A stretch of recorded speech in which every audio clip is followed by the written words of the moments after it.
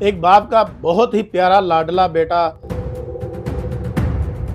جس کو کنویں کی گہرائیوں میں پھینک دیا جاتا ہے،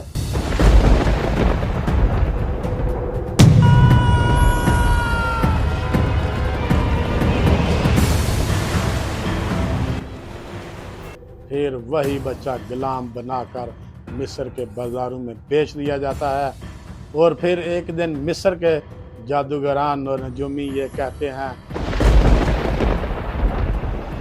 خبردار کرتے ہیں کہ یہ بچہ اگر اس گھر میں رہا تو ایک دن تمہاری زندگی بھی بدل دے گا اور تمہارے مذہب کو بھی بدل دے گا۔ یہ کون تھا؟ ایک غلام یا آنے والا بادشاہ؟ بسم اللہ الرحمن الرحیم۔ السلام علیکم دوستو، ویلکم کرتا ہوں ایک نئے ولاگ کے ساتھ۔ میں ہوں نعیم اکرم اور آپ دیکھیں میرا یوٹیوب چینل۔ امید کرتا ہوں آپ سب خیریت سے ہوں گے۔ ذرا آنکھیں بند کریں ناظرین اور مصر کے بازاروں میں چلے جائیں۔ ریت اڑتی ہوئی نظر آئے گی اور ساتھ لوگوں کا شور اور ہجوم کے بیچوں بیچ ایک خاموش سر جھکائے ہوئے کھڑا ہوا لڑکا۔ یہ کوئی عام لڑکا نہیں، یہ تھے حضرت یوسف علیہ السلام۔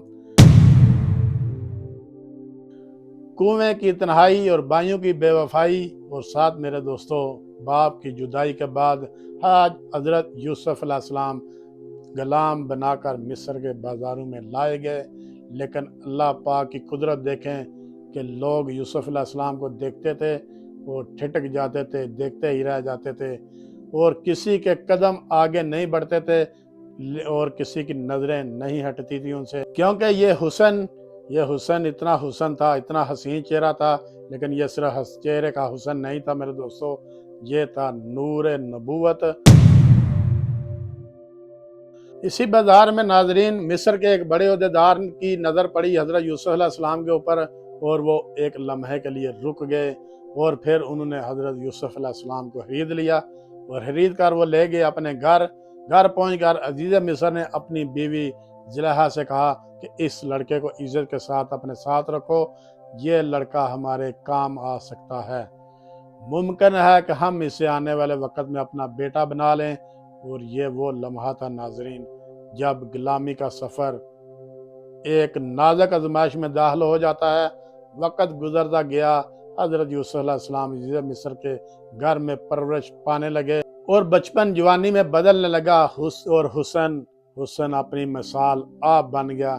اللہ تعالیٰ نے حضرت یوسف علیہ السلام کو بے پناہ حسن عطا کیا تھا، اور ساتھ مصر کی عورتیں دیکھ کر حیران رہ جاتی تھی، لیکن یاد رکھیں یوسف علیہ السلام کا حسن صرف آنکھوں کو نہیں بلکہ دلوں کو بھی ہلا کر رکھ دیتا تھا۔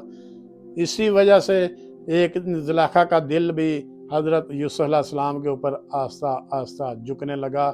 اسی دوران زلیخا نے مصر کے بڑے نامی گرامی جادوگروں سے، نجومی سے مشورہ کیا، اور انہوں نے یوسف علیہ السلام حضرت یوسف علیہ السلام کو دیکھا، ان کا چہرے کا جائزہ لیا، بغور دیکھا، اور پھر وہ جادوگر گھبرا کر بولے کہ یہ بچہ تمہارے لیے ٹھیک نہیں ہے، اسے فوراً گھر سے نکال دو،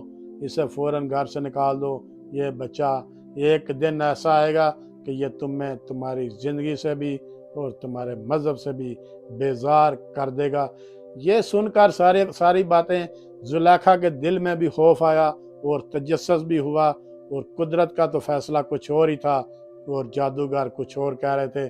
جادوگروں کے ہاتھ میں تو کچھ نہیں تھا، اور حضرت یوسف علیہ السلام جوان ہو چکے تھے، حسن اپنی انتہا کے اوپر تھا، مگر دل میرے دوستو اللہ کے خوف سے بھرا ہوا تھا۔ تنہائی میں بھی وہ اللہ کو نہیں بھولتے تھے اور آسائش میں بھی سر جھکائے رکھتے تھے۔ قرآن پاک ہمیں بتاتا ہے کہ اللہ پاک نے یوسف علیہ السلام کو حکمت اور علم بے پناہ عطا فرمایا تھا، یعنی صرف خوبصورتی نہیں تھی بلکہ کردار ہی خوبصورت تھا، اور ساتھ صبر بھی میرے دوستو، اور پاکیزگی کی انتہا۔ یہی وہ خوبیاں تھیں جو ایک دن حضرت یوسف علیہ السلام کو جیل سے نکال کر، زندان سے نکال کر तहत की बुलंदियों तक ले जाने वाली थी। तो नाजरीन, ये था मुअस्ससा किस्सा जो मैंने आपके सामने जनाब रखा है हज़रत यूसुफ अलैहिस्सलाम के ऊपर। तो उम्मीद करता हूँ आप सबको आज की ये वीडियो, आज का ये मौजू बहुत ही पसंद आया होगा, क्योंकि ये एक ऐसा मौजू था जिसको मैंने जब पढ़ा तो मुझे बड़ा मज़ा आया। इसलिए मैंने सोचा कि आपकी खिदमत में इसके ऊपर वीडियो बननी चाहिए। तो मेरे दोस्तों, अगर आपको ये वीडियो अच्छी लगी है तो लाइक कर देना और साथ एक प्यारा सा कमेंट भी कर देना। और मेरे दोस्तों जो नए आए हैं इस चैनल के ऊपर, उनसे गुजारिश है, मोदबाना गुजारिश है कि मेरे चैनल को भी सब्सक्राइब कर दें, बेल आइकन को ऑल पर कर दें, ताकि हर आने वाला वीडियो का नोटिफिकेशन आपकी खिदमत में बर वक्त पहुँचता रहे। तो मिलते हैं इंशाल्लाह नेक्स्ट किसी अच्छे व्लॉग के साथ, मज़ीद अच्छी वीडियो के साथ। तब तक आप लोग अपना ढेर सारा ख्याल रखिए और अपने इस चैनल का भी ख्याल रखिएगा। तो इंशाल्लाह नेक्स्ट किसी अच्छे व्लॉग के साथ मिलेंगे आपसे। तब तक अस्सलाम वालेकुम, अल्लाह हाफिज़।